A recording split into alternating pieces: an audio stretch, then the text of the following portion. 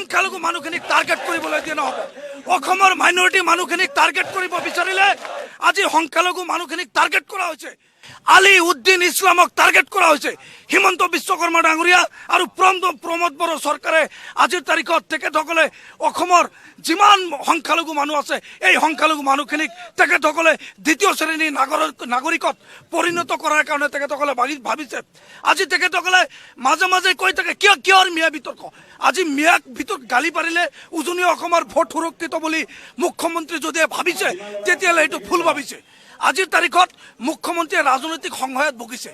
গতিকে মই ভাবোঁ যে এজন মুখ্যমন্ত্ৰী হিচাপে সাংবিধানিক চকীৰ যিটো পদবী মৰ্যাদা সেই মৰ্যাদাটো ৰক্ষা কৰক। আজি এনকে দৰংগাৰ মানুহখিনি কি ভুল কৰিলে? এই মানুহখিনি ইণ্ডিয়ান চিটিজেন হয় নে নহয়? এই মানুহখিনি যুগ যুগ ধৰি তাতে বসবাস কৰি আছে from the very ancient period of time. আজি সেই মানুহখিনি ভোট দিছে, ভোটাধিকাৰ আছে, NRCত নাম আছে, গভৰ্ণমেণ্টৰ অল ফেচিলিটিজ এমিনিটিজ তেখেতসকলে পাই আছে। তদুপৰি প্ৰমোদ বড়ো চৰকাৰে আজি সেই তামোলপুৰৰ এনকে দৰংগাত থকা মানুহখিনিক উচ্ছেদৰ নোটিছ দিয়াৰ কাৰণে সাহস ক'ত পালে? আমি প্ৰকৃত ভাৰতীয় নহয় নেকি? আজি সমগ্ৰ অসমত আপোনালোকে ইভিকশ্যন কৰি পেলাই আজি BTADত আপোনালোকে মন মেলিব খুজিছে। কোনো পৰ্যায় BTAD অঞ্চলৰ শান্তি শৃংখলা বৰ্তাই ৰখাৰ কাৰণে আমি সকলো পক্ষকে অনুৰোধ জনাইছোঁ। আৰু যদি কোনোবাই ইয়াক যদি এই শান্তি শৃংখলা যদি উলংঘন কৰিব খুজিছে, আজি যদি কোনো অশান্ত পৰিৱেশ সৃষ্টি হয় তাৰ কাৰণে দায়ী হ'ব প্ৰমোদ বড়ো চৰকাৰ, তাৰ কাৰণে দায়ী হ'ব হিমন্ত বিশ্বকৰ্মা চৰকাৰ। আজিৰ তাৰিখত আপোনালোকে জানে যে প্ৰমোদ বড়ো ডাঙৰীয়াই শ্লোগান দিছিল, হিমন্ত বিশ্বকৰ্মা ডাঙৰীয়াই শ্লোগান দিছিল যে পুতিকৰ ভূমিহীন পৰিয়ালক ভূমি পট্টা প্ৰদান কৰিব। যি মানুহখিনিৰ পৰা আপোনালোকে টেক্সো ল'ব, মানুহখিনিক চৰকাৰী ফেচিলিটিজ এমিনিটিজ চব পাব। ভোটৰ সময়ত মানুহখিনি ৰজা, আৰু যেতিয়া ভোট পাৰ হৈ যায় তেতিয়া প্ৰজা। হিমন্ত বিশ্বকৰ্মা আৰু প্ৰমোদ বড়ো ডাঙৰীয়াই ক'ব খুজিছোঁ যে BTAD অঞ্চল 6 শিডিউল এৰিয়া আপোনালোকে জানে সেই এৰিয়াখিনিত বহুত সময়ত অশান্ত পৰিৱেশ সৃষ্টি হৈছিল, কিন্তু আজিৰ তাৰিখত শান্তি বিৰাজমান।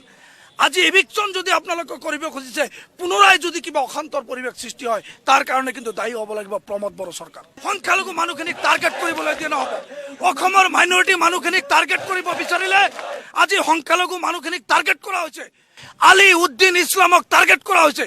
হিমন্ত বিশ্বকৰ্মা ডাঙৰীয়া আৰু প্ৰমোদ বড়ো চৰকাৰে আজিৰ তাৰিখত তেখেতসকলে অসমৰ যিমান সংখ্যালঘু মানুহ আছে এই সংখ্যালঘু মানুহখিনিক তেখেতসকলে দ্বিতীয় শ্ৰেণীৰ নাগৰিকত পৰিণত কৰাৰ কাৰণে তেখেতসকলে ভাবিছে। আজি তেখেতসকলে মাজে মাজে কৈ থাকে কিহৰ মিয়া বিতৰ্ক। আজি মিয়াক ভিতৰত গালি পাৰিলে উজনি অসমৰ ভোট সুৰক্ষিত বুলি মুখ্যমন্ত্ৰী যদি ভাবিছে তেতিয়াহ'লে এইটো ভুল ভাবিছে। আজিৰ তাৰিখত মুখ্যমন্ত্ৰীয়ে ৰাজনৈতিক সংশয়ত ভুগিছে। গতিকে মই ভাবোঁ যে এজন মুখ্যমন্ত্ৰী হিচাপে সাংবিধানিক চকীৰ যিটো পদবী মৰ্যাদা সেই মৰ্যাদাটো ৰক্ষা কৰক। আজি এনকে দৰংগাৰ মানুহখিনি কি ভুল কৰিলে? এই মানুহখিনি ইণ্ডিয়ান চিটিজেন হয় নে নহয়? এই মানুহখিনি যুগ যুগ ধৰি তাতে বসবাস কৰি আছে from the very ancient period of time.